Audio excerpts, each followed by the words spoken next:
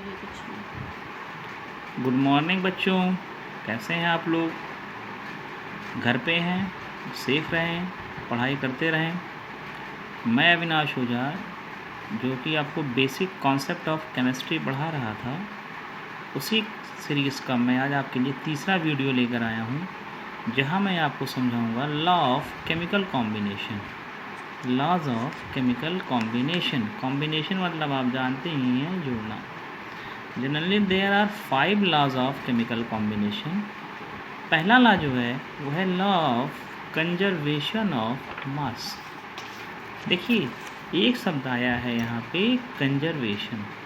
Conservation का मतलब होता है neither be created nor be destroyed. This is law is given by the scientist Antoine Lavoisier. Lavoisier father of chemistry, नाम जानते होंगे सभी आप लोग।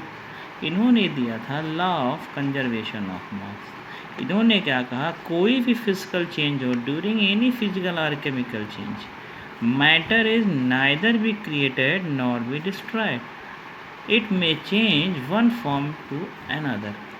कहने का मतलब कोई भी चेंज होता है, मैटर को ना तो क्रिएट कर सकते हैं और ना ही डिस्ट्रॉय कर सकते हैं।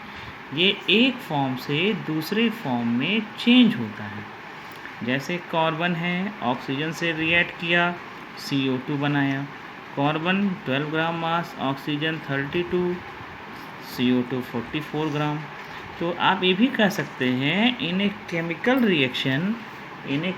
Reaction the mass of a reactant is always equal to the mass of product. Chemical reaction में मास ऑफ रिएक्टेंट जो होता है, मास ऑफ प्रोडक्ट के बराबर होता है। First law of conservation of मास को अगर आज के टाइम्स में हम देखना चाहें तो इसको हम आइंस्टीन की इक्वेशन के द्वारा भी शो कर सकते हैं। First law of conservation of mass ये कहता है, matter it may change one form to the another. इसी को एक्सप्लेन करने के लिए आइंस्टीन ने एक इक्वेशन दिया था, E=mc²।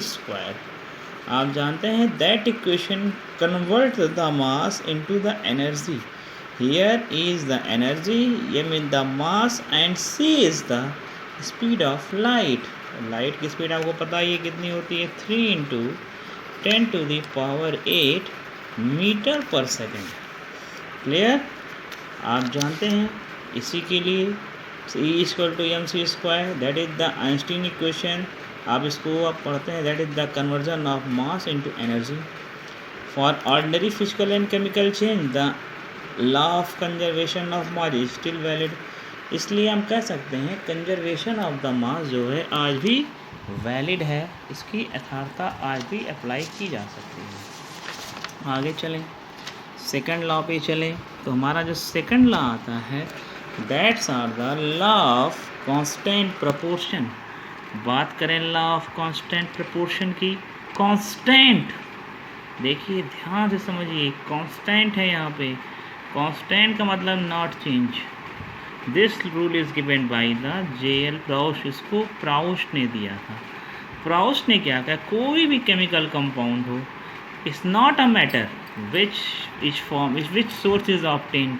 ये कोई बात नहीं भाई किस सोर्स से आप उसको ऑब्टेन कर रहे हैं, लेकिन उसमें जो एलिमेंट्स प्रेजेंट होंगे always combine in the same definite proportion. For example, carbon से ऑक्सीजन CO2 या CaCO3 डिसोसिएट हो CO2 बने, या NaSCO3 से CO2 फॉर्म करे। इन तीनों मेथड में आपका जो CO2 का फॉर्मेशन हुआ है, the ratio of carbon and oxygen in all of this category that is the 3:8। Clear? तो ये कहलाया कांस्टेंट। मतलब सिंपल से आप समझ सकते हैं कि कंपाउंड फॉर्मेशन चाहे जैसे भी हो, एलिमेंट का प्रपोर्शन कांस्टेंट या सेम ही रहेगा। थर्ड लॉ की बात करें, this is given by the Dalton. This is the law of multiple proportion. Laws of multiple proportion की बात करें, बहुत ही अच्छा लॉ है ये। कहता है certain amount of one element react with the different amount of other element. मतलब एक एलिमेंट की सर्टेन कांस्टेंट अमाउंट दूसरे एलिमेंट के डिफर अमाउंट से रिएक्ट करे और मोर देन वन कंपाउंड का फॉर्मेशन करे, तो the substance which are present in a different amounts, जो एलिमेंट्स आपका डिफरेंट अमाउंट में प्रेजेंट है वो हमेशा किस में, मल्टीपल रेशियो में होता है। मल्टीपल आप जानते हो, द मल्टीपल फॉर्म 5 का multiples 5, 10, 15, 20, 1, 2, 3, 4, like that. Carbon with the oxygen forms CO, carbon with the O2 the CO2, 12 gram carbon in react with both case, but the oxygen is present in the ratio of 1:2. So this proportion is called laws of multiple proportion. कहने का मतलब combine कैसे भी हो, हमेशा compounds में जो differ elements होंगे उनका जो प्रपोर्शन होगा वो मल्टीपल रेशियो में होगा। ऐसा नहीं होगा मल्टीपल रेशियो की 1:1.5, अरे इसको तो आप 2:3 कर लीजिएगा, पर हमेशा रेशियो जो हो वो किस में हो, always present in a whole number. Ratio कैसा होना चाहिए, होल नंबर में। आगे बात करते हैं, थर्ड लॉ पे चलते हैं। थर्ड लॉ आता है लॉ ऑफ रेसिप्रोकल प्रोपोर्शन। इसको अगर आप देखेंगे तो आपकी ये एनसीईआरटी बुक में ये रूल्स नहीं मिलेगा, लेकिन साइड बुक में कंपटीशन के पॉइंट ऑफ व्यू से ये आपका जरूर पूछा जाता है। रेसिप्रोकल प्रोपोर्शन दिया था इसको रिक्टर ने। रिक्टर ने क्या कहा, when two elements differ amount react with the one elements form the compound. Clear? If these two elements can be react and form a new compound, their ratio are same in which ratio that are present there.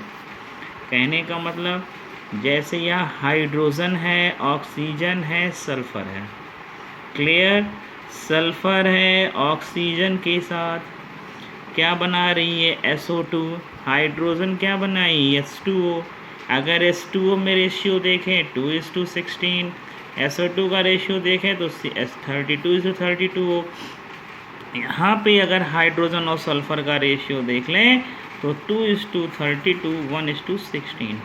अगर ये hydrogen sulphur से react करे और compound का formation करे H2S, तो जाहिर सी बात है H2S में H और S का वही रेशियो होगा जो H2O और SO2 में H और S का हो। कहने का मतलब ऐसे समझ लीजिए, A है react with the B forms AB and A, B with the C form BC. If A and C will be react and form a new compound AC, the ratio of A is C are the same, which ratio in which AB and AC are present.